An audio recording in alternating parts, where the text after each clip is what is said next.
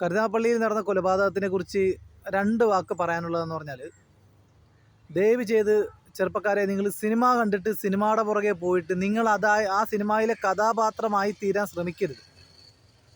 നമ്മൾ ആ കണ്ട കൊലപാതകത്തിൻ്റെ പിന്നിൽ നമ്മൾ ആ വ്യക്തിയുടെ ജീവിതം, ആ മരണപ്പെട്ട അലുവാദിൽ എന്ന് പറയുന്ന വ്യക്തിയുടെ ജീവിതത്തിലേക്ക് തിരിഞ്ഞ് നോക്കിക്കഴിഞ്ഞാൽ, ഒന്ന് എത്തി നോക്കിയാൽ, എനിക്ക് തോന്നുന്നു സിനിമ എന്ന് പറയുന്നത് അയാളുടെ ജീവിതത്തിൽ, അതും ഇത്തരം മാർക്കോ അല്ലെങ്കിൽ KGF പോലുള്ള സിനിമകൾ അയാളുടെ ജീവിതത്തെ ഒരുപാട് സ്വാധീനിച്ചിട്ടുണ്ട് എന്ന് നമുക്ക് കണ്ടാലറിയാം.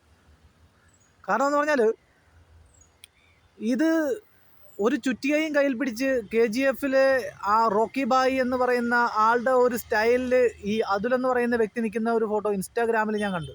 അപ്പോൾ ഞാൻ ആലോചിക്കുന്നത്, എന്തിനാണ് മനുഷ്യൻ, അത് സിനിമ മാത്രമാണ്. 50 പേരെയും 100 പേരെയും ഒന്നും ഒറ്റയ്ക്ക് തല്ലാനോ അല്ലെങ്കിൽ ഈ പറയുന്ന പോലെ ആയുധങ്ങളെടുത്ത് പെരുമാറാനോ ഉള്ള കഴിവൊന്നും സാധാരണ ഒരു മനുഷ്യനും ഇല്ല. ബ്രൂസ്ലി എന്ന് പറയുന്ന ആൾ നമുക്കറിയാം, പിന്നെ ലോകം കണ്ടതിൽ വെച്ച് ഏറ്റവും നല്ല ഫൈറ്ററിൽ ഒരാളാണ് ബ്രൂസ്ലി. അദ്ദേഹത്തിൻ്റെ സ്പീഡ്, ഫൈറ്റിങ്ങിൻ്റെ സ്പീഡ് എന്നൊക്കെ പറഞ്ഞാൽ അത് ക്യാമറയ്ക്ക് പോലും പിടികിട്ടാത്ത രീതിയിൽ, അല്ലെങ്കിൽ ക്യാമറയിൽ പോലും ഒപ്പിയെടുക്കാൻ പറ്റാത്ത രീതിയിലുള്ള സ്പീഡുള്ള ഒരാളാണ് ബ്രൂസ്ലി എന്ന് പറയുന്നത്. ആ ബ്രൂസ്ലി പോലും അദ്ദേഹത്തിൻ്റെ ജീവന് ഭീഷണി ഉണ്ടായിരുന്ന കാലഘട്ടത്തിൽ തോക്കും അതുപോലെ തന്നെ ഗാർഡ്സിനെയും കൊണ്ടു നടന്നതായിട്ട് പറയുന്നുണ്ട്. മനസ്സിലാവുന്നുണ്ടോ? നമ്മൾ ഈ സിനിമയിൽ കാണുന്ന കാര്യങ്ങളെല്ലാം അപ്പാടെ വിശ്വസിച്ചിട്ട് ഈ പ്രായത്തിൻ്റെ ചോരത്തിളപ്പിൽ ഓരോ വിവരക്കേടുകൾ കാണിച്ചു വെക്കുമ്പോൾ അതിനകത്ത് നഷ്ടം വരുന്നത് ഈ ആർക്കാണോ, അവൻ്റെ ജീവനും അവൻ്റെ കുടുംബങ്ങൾക്കുമാണ്. അല്ലാതെ നാട്ടുകാർക്കോ അല്ലെങ്കിൽ ഈ പറയുന്ന സിനിമാക്കാർക്കോ ഒന്നും ഒരു നഷ്ടവുമില്ല. എന്തൊക്കെയോ കോപ്രായങ്ങൾ, എന്തൊക്കെയാണ്. ഒരു സിനിമ കണ്ടു കഴിഞ്ഞാൽ, അതായത് ഒരു സിനിമ ഇറങ്ങിക്കഴിഞ്ഞാൽ ആ സിനിമ പോയി തിയേറ്ററിൽ നിന്ന് കണ്ടുവെച്ച് പിന്നെ അതിലെ നായകനായിട്ടാണ് പുറത്തോട്ടിറങ്ങി വരുന്നത്. പിന്നെ കാണിച്ചു കൂട്ടുന്ന കോപ്രായങ്ങൾ, എന്നിട്ട് വെട്ടുകൊണ്ട് ചാകാൻ നേരം കാല് പിടിക്കുകയാണ്, നമുക്ക് പറഞ്ഞു തീർക്കാം, ഒത്തുതീർപ്പാക്കാം. എന്തിന്? അപ്പോൾ റോക്കി ബായി ഇല്ലേ? അപ്പോൾ അത്രയും നേരം ഉണ്ടായിരുന്ന ഈ പറയുന്ന പോലെ ആയുധങ്ങൾ ദേഹത്തേക്ക് പതിക്കുമ്പോൾ അത്രയും നേരം ഉണ്ടായിരുന്ന ധൈര്യവും ഈ പറയുന്ന പോലെ ഈ പിന്നെ ഹീറോയിസും ഒക്കെ പിന്നെ എന്താ പറയുക, അലിഞ്ഞു പോയോ? എനിക്കൊന്നേ പറയാനുള്ളൂ, നിങ്ങൾ ദയവ് ചെയ്ത് യുവാക്കളെ, ദയവ് ചെയ്ത് നിങ്ങൾ ഒരു കാരണവശാലും ഈ സിനിമ കണ്ടിട്ട് സിനിമ പ്രാന്തന്മാരാകരുത്, അതിൻ്റെ പുറകെ പോകരുത്. കാരണം എന്ന് പറഞ്ഞാൽ സിനിമ വേറെ, ജീവിതം വേറെ. നഷ്ടം ഈ ലോകത്ത് ആർക്കുമില്ല. ആ നഷ്ടപ്പെട്ടവന് അവൻ്റെ ജീവനും അവൻ്റെ അവിടെ ടിപ്പറിൽ അവർ കല്ലിറക്കുന്ന സൗണ്ടാക്കിയിട്ടത് കേട്ടോ. അപ്പോൾ ഞാൻ പറഞ്ഞു വരുന്നതെന്ന് പറഞ്ഞാൽ, അവൻ്റെ കുഞ്ഞിനാണ് ഏറ്റവും കൂടുതൽ നഷ്ടം വന്നിരിക്കുന്നത്. ആ കുഞ്ഞിൻ്റെ അപ്പൻ പെരുവഴിയിൽ വെട്ടുകൊണ്ട് മരിച്ചു എന്നുള്ളൊരു ആ ഒരു ചീത്തപ്പേര് ആ കുഞ്ഞിൻ്റെ ജീവിത അവസാനം വരെ അവനെ വേട്ടയാടും. ദയവ് ചെയ്ത് നിങ്ങൾ ആരും ഹീറോയിസം കാണിക്കാൻ പോകരുത്. പ്രായത്തിനേക്കാൾ കവിഞ്ഞ ഹീറോയിസം എന്നാണ് അവൻ്റെ ഇൻസ്റ്റാഗ്രാമിൽ കൊടുത്തിരുന്ന ക്യാപ്ഷൻ. എന്നിട്ട് എന്തായി? ഒരാൾ പോലും, ഇവൻ മരണപ്പെട്ടിട്ട് ഒരാൾ പോലും അവനെതിരെ കണ്ണീര് ഒഴുക്കുകയോ അല്ലെങ്കിൽ അവന് വേണ്ടി ഒരു കമൻ്റ് ഇടുകയോ അവനെ സപ്പോർട്ട് ചെയ്തുകൊണ്ട് സംസാരിക്കുകയോ ചെയ്തിട്ടില്ല എന്നുള്ളതാണ് ഏറ്റവും വലിയ നഗ്നമായ സത്യം. ഒരു മരണം കണ്ട് ഇത്രയും പിന്നെ കേരള ജനത ഇത്രയും ആഘോഷിച്ച ഒരു മരണം വേറെ ഇല്ലെന്ന് എനിക്ക് തോന്നുന്നത്. അപ്പോൾ എന്തുമാത്രം അവനെ വെറുത്തിട്ടായിരിക്കും, അല്ലെങ്കിൽ അവൻ്റെ ആ ഒരു പ്രവൃത്തിയെ വെറുത്തിട്ടായിരിക്കും ജനങ്ങൾ ഇത്രമാത്രം, അതായത് സഹികെട്ട് ജനങ്ങൾക്ക് സഹികെട്ട് ഒമാർ ഈ ആയുധം ഏന്തി ഈ കാണിച്ചു കൂട്ടുന്ന കോപ്രായങ്ങൾ ജനങ്ങൾക്ക് മതിയായി. അതുകൊണ്ടാണ് പട്ടിയെപ്പോലെ ചത്ത് മരിച്ച് കിടന്നിട്ട് ഒരു കണ്ണീരൊഴുക്കാനോ ആരെങ്കിലും ഒരു നല്ല വാക്ക് അവന് വേണ്ടിയിട്ട് ഒരു നല്ല വാക്ക് പോലും പറയാതെ എല്ലാവരും കമൻറ്റിലിട്ടിരിക്കുന്ന ആ കമൻറ്റുകൾ, അവൻ്റെ ഓരോ വാർത്തകൾ വരുമ്പോൾ, അവൻ മരണപ്പെട്ടെന്നുള്ള വാർത്ത വരുമ്പോൾ ഇടുന്ന കമൻറ്റുകളൊക്കെ ഒന്ന് കാണുക. ഒരു ചെറുപ്പക്കാരനെ സത്യം പറഞ്ഞാൽ ഇത്രയും ഒരു സമൂഹം വെറുത്ത് എന്നുള്ളതിൻ്റെ ഏറ്റവും വലിയ തെളിവാണ് അവൻ ആ കമൻറ്റിൽ, അവൻ മരണപ്പെട്ട ശേഷമുള്ള അവൻ്റെ ആ വാർത്തകൾ വരുമ്പോൾ ഉള്ള കമൻറ്റിൽ രേഖപ്പെടുത്തുന്ന ഓരോരുത്തരുടെ അഭിപ്രായങ്ങൾ നിങ്ങൾ കാണണം. എത്രമാത്രം അധപ്പതിച്ചു എന്നുള്ളതാണ് ഇത്തരത്തിലുള്ള യുവാക്കളുടെ ജീവിതം അധപ്പതനങ്ങളിലേക്ക് എന്ന് പറഞ്ഞാൽ, മരണപ്പെട്ടാൽ അവൻ്റെ സുഹൃത്തുക്കളെങ്കിലും അവന് വേണ്ടി ഒരു നല്ലൊരു കമൻറ്റ് അല്ലെങ്കിൽ സപ്പോർട്ട് ചെയ്ത് സംസാരിക്കുമെന്ന് കരുതി. പക്ഷേ ഒരാൾ പോലും ഒരു കമൻറ്റോ അല്ലെങ്കിൽ ഈ തരത്തിൽ അവനെ സപ്പോർട്ട് ചെയ്യുന്ന തരത്തിലോ അല്ല അവന് വേണ്ടി കണ്ണീരൊഴുക്കുന്നതോ ഒന്നും കാണാനിടയായില്ല. അപ്പോൾ ഇങ്ങനെ ലോകത്തെയും സമൂഹത്തെയും മുഴുവൻ ഇങ്ങനെ വെറുപ്പിച്ച്, സഹപാഠികളെയും സഹപ്രവർത്തകരെയും മറ്റുള്ള ആളുകളെയൊക്കെ വെറുപ്പിച്ച് ഇങ്ങനെ ഈ ഹീറോയിസം കാണിച്ചിട്ട് എന്ത് പ്രയോജനമുള്ളത്?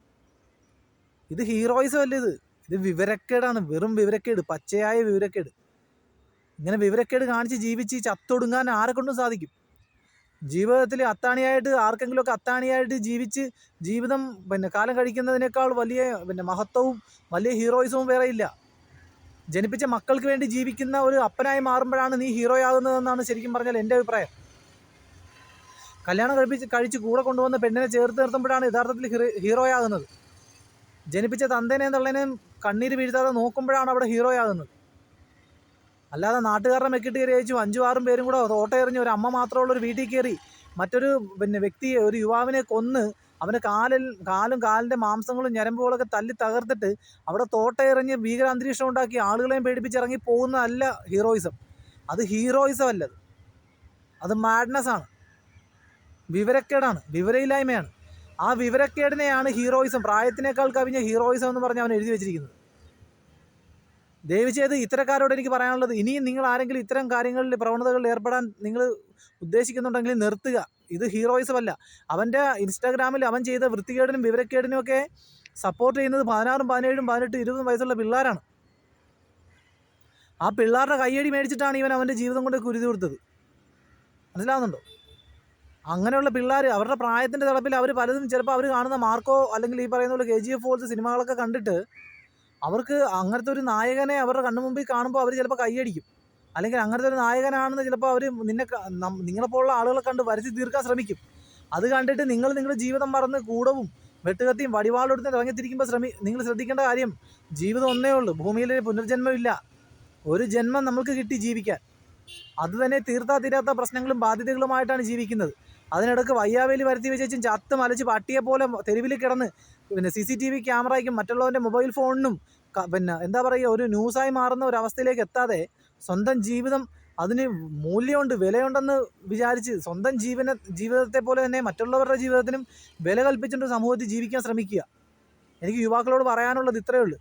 നിങ്ങളുടെ ജീവിതം കൊണ്ടേ പട്ടി ചാകുന്ന പോലെ കിടന്ന് തെരുവിൽ കിടന്ന് എത്താൻ നഷ്ടം നിങ്ങൾക്ക് നിങ്ങളുടെ കുടുംബക്കാർക്കുമാണ്, വേറെ ആർക്കുമില്ല. ദയവ് ചെയ്ത് ഇനിയും വടിവാളെടുക്കാനും വെട്ടുകത്തി എടുക്കാനും ആരെങ്കിലും ഉദ്ദേശിക്കുന്നുണ്ടെങ്കിൽ നിങ്ങൾ കഴിവതും അത് ചെയ്യാതിരിക്കുക. അത് ഹീറോയിസം അല്ല, അത് നിങ്ങളുടെ പ്രായത്തിന് തോന്നുന്ന മാഡ്നസ് ആണ്. അത് മാറ്റി വെച്ചിട്ട് ഹീറോയിസം എന്ന് പറയാനായിട്ട് നിങ്ങളുടെ ജീവിതത്തിൽ നിങ്ങൾക്ക് ആരാണോ നിങ്ങൾ അത്താണിയായിട്ട് കണ്ടിരിക്കുന്നവർ അവരുടെ കണ്ണീര് തുടച്ച് അവർക്ക് നിങ്ങൾ ഹീറോയായി മാറുക. അവരെ നിങ്ങൾ ജീവിതത്തിൽ എന്താ പറയുക തണലായി മാറുക. അപ്പോൾ നിങ്ങൾ ഹീറോയാകും. അല്ലാതെ ഈ കാണിക്കുന്ന വിവരക്കേടുകൾ സ്ക്രീനിൽ മാത്രം കണ്ടാൽ സന്തോഷിക്കാൻ പറ്റുന്ന അല്ലെങ്കിൽ സ്ക്രീനിൽ മാത്രം കണ്ട് ആസ്വദിക്കാൻ പറ്റുന്ന ഇത്തരം വിവരക്കേടുകളെ നിങ്ങൾ ജീവിതത്തിൽ അനുകരിക്കാതിരിക്കുക. ഓക്കെ, ഇനി മറ്റൊരു അലുവാദിൽ ഇനി ഉണ്ടാകാതിരിക്കട്ടെ.